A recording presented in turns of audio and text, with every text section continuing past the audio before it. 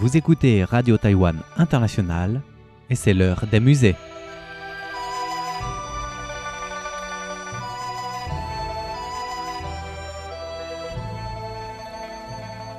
Chères auditrices et chers auditeurs, bonjour. Vous écoutez l'heure des musées, une émission dédiée à la culture et à l'art chinois. Pendant ces dernières semaines, nous nous sommes intéressés aux dames extraordinaires qui ont marqué l'histoire et la littérature chinoise. Aujourd'hui, nous allons ouvrir une autre voie, les dames nobles, notamment les portraits des impératrices ou des consorts depuis la dynastie Song jusqu'à la dynastie Qing. Image 1. Portrait des impératrices de Huizong et de Qingzong de la dynastie Song. Les deux impératrices des Song portent des couronnes d'une grande beauté chevaleresque, avec 3 favoris décorés de dragons de chaque côté de la couronne. Le maquillage de leur visage était le maquillage de perles populaires dans la famille royale à l'époque, avec des décorations de perles sur le front et les joues.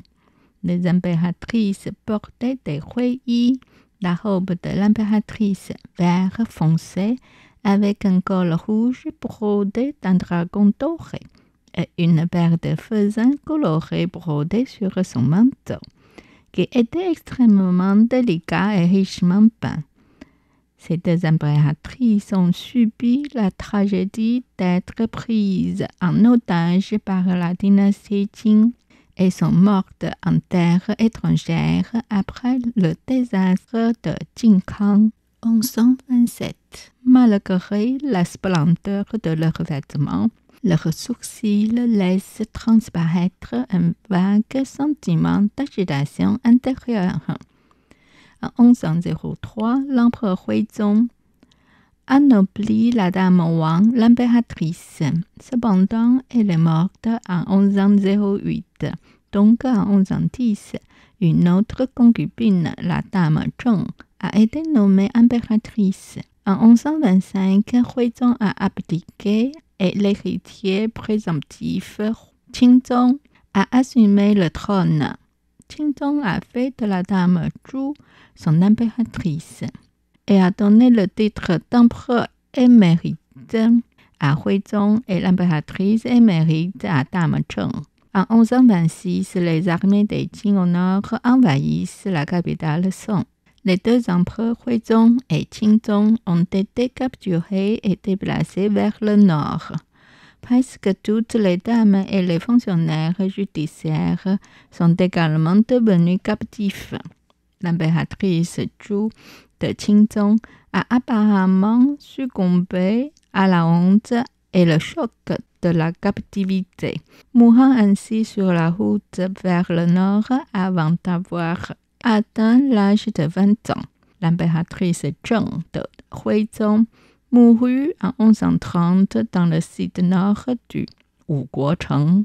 L'épouse de Huizong dans cette peinture montre des signes de l'âge, de sorte qu'il s'agit probablement de l'impératrice Zheng et non de l'impératrice Wang qui était décédée plus tôt.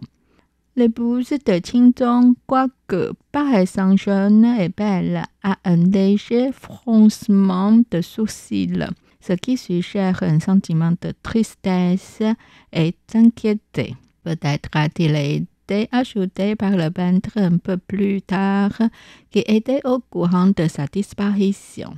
Malgré les différences entre les deux impératrices, il semble y avoir peu de différences en termes de statut, toutes deux vêtues de noblesse et opulentes.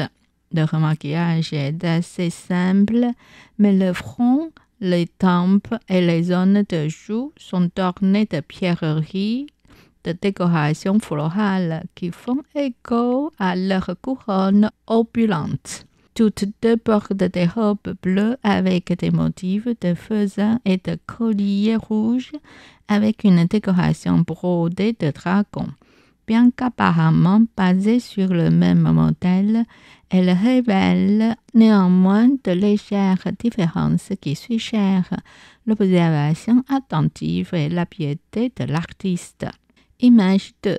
Portrait assis de l'impératrice de Gaozong, dynastie Song. Gaozong a eu deux impératrices, l'une avant et l'autre après être devenu le premier empereur des Song du Sud.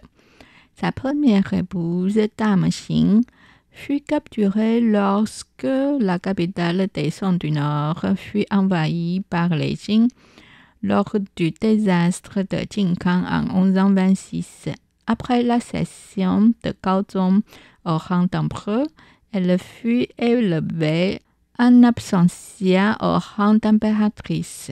En 1142, le cercueil de l'impératrice Xin est retourné au Song et Dame Wu devint alors officiellement l'impératrice de Gaozong. Wu aimait étudier et devint très douée pour la calligraphie.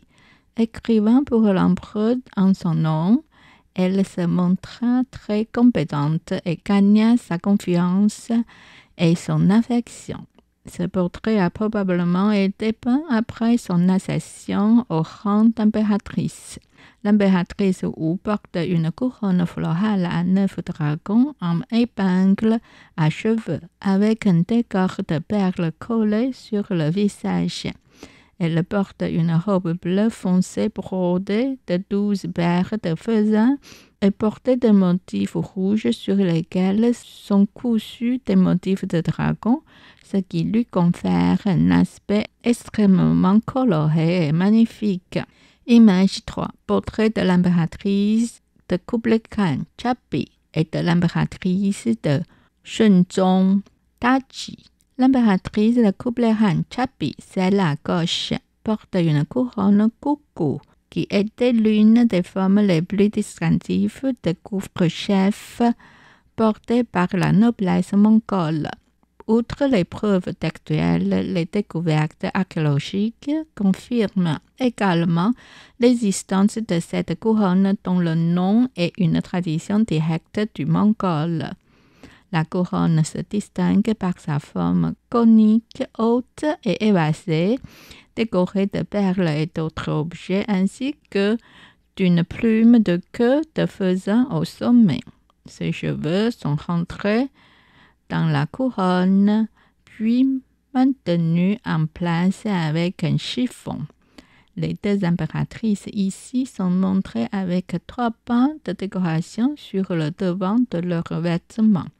Le bord de l'un est une forme plus large de textile décoratif avec un fond noir sur lequel un motif floral blanc apparaît en or et en argent. Les pans intérieurs comprennent une décoration rouge sur un fond d'or et un motif noir. Ces 2 bandes de décor représentent le célèbre textile de la dynastie Yuan, connu sous le nom de Nashishi. Malgré la vue des 3 quarts des personnages de Yuan, leur champ de vision est frontal, ce qui suggère qu'ils regardent le spectateur. En termes de technique, leurs visages ont été restitués à l'aide de très délicats lavages de couleurs. Dans le portrait de Yuan, des couleurs très fines ont été lavées sur la surface pour sculpter les traits pour un effet volumétrique. Les zones de joues dans le portrait de Chabi, par exemple, révèlent cette présence de la peau et de la chair. Des recherches récentes montrent que cette technique de lavage de couleurs fines, couramment utilisée dans les portraits impériaux Yuan, était peut-être liée à des techniques similaires trouvées dans la région sud-est du Népal et au Tibet. Le célèbre artiste népalais Anik, 1244 à 1306, semble avoir joué un rôle clé dans cette transformation. Les dossiers indiquent qu'Anik a réalisé des portraits impériaux pour la cour du Yuan. et la grande qualité et la cohérence des portraits de Chapi et Tachi suggèrent la même main, peut-être celle d'Annick. Bon, on va s'arrêter là pour aujourd'hui. La semaine prochaine, on continuera à faire connaissance des impératrices et des consorts de la dynastie Ming et Qing. Merci de nous avoir suivis. En attendant, passez une excellente semaine. C'était l'heure des musées réalisé et animé par Miao Yonghua sur les ondes de Radio Taïwan International.